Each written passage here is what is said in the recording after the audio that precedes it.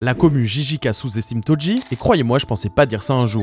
Dans une récente vidéo, j'ai dit que Maki n'avait jamais vraiment surpassé Toji, et je me suis rendu compte qu'il y avait deux types de personnes qui défendaient Maki. Les premiers, c'est les gens normaux qui invoquent ses feats contre Sukuna, ses capacités et la narration. Et le deuxième, les golemons biaisés, incapables de défendre Maki autrement qu'avec des arguments circulaires ou des attaques ad personam. Mais ces deux groupes ont l'air de partager un point commun. Ils sous-estiment Toji. Ou plutôt, ils comprennent pas ce que Gege Akutami a voulu faire avec ce personnage. Je vais pas revenir sur ses compétences ici, je l'ai déjà fait. Là, on va voir pourquoi Toji est encore plus fort que vous le pensiez. Mais avant, si tu kiffes ce genre de vidéo, pense à t'abonner, chef, c'est giga important. Premier argument qui revient souvent, Toji aurait perdu contre un Gojo ado soi-disant fatigué. Sauf que son vrai plan, c'était de pousser Gojo à désactiver son infini après qu'il l'ait surutilisé. Pas forcément de le fatiguer physiquement. Sans ça, impossible de lui caler son attaque surprise. Et surtout, la préparation méthodique pour un kill rapide, c'est littéralement l'un des plus gros atouts de Toji. Ensuite, dans leur premier combat, Toji humilie Gojo, déjà considéré comme le plus fort avec Geto que Toji détruit aussi d'ailleurs. Quand Gojo revient, il maîtrise le sort d'inversion, donc il est tout frais, il a une nouvelle compréhension de l'énergie occulte et des pouvoirs que Toji ne pouvait pas anticiper. Malgré ça, Toji lui met la pression au corps à corps, le force à se téléporter, encaisse un rouge à bout portant et se fait finalement tuer par une technique totalement nouvelle, imperceptible pour lui et extrêmement rare même chez les utilisateurs du sixième œil. Donc sérieusement, se faire surprendre par l'exorciste le plus puissant, c'est moins impressionnant que quelques échanges avec un Sukuna déjà ultra nerfé et attaqué par surprise. Surtout que je vous invite à relire, hein. Mais Maki, même aidée par Kusakabe et Ino, elle fait même pas transpirer Sukuna. Et ça, c'est lui-même qui le dit. Joli double standard. Sur l'expérience aussi, certains disent qu'on peut pas comparer Toji et Maki.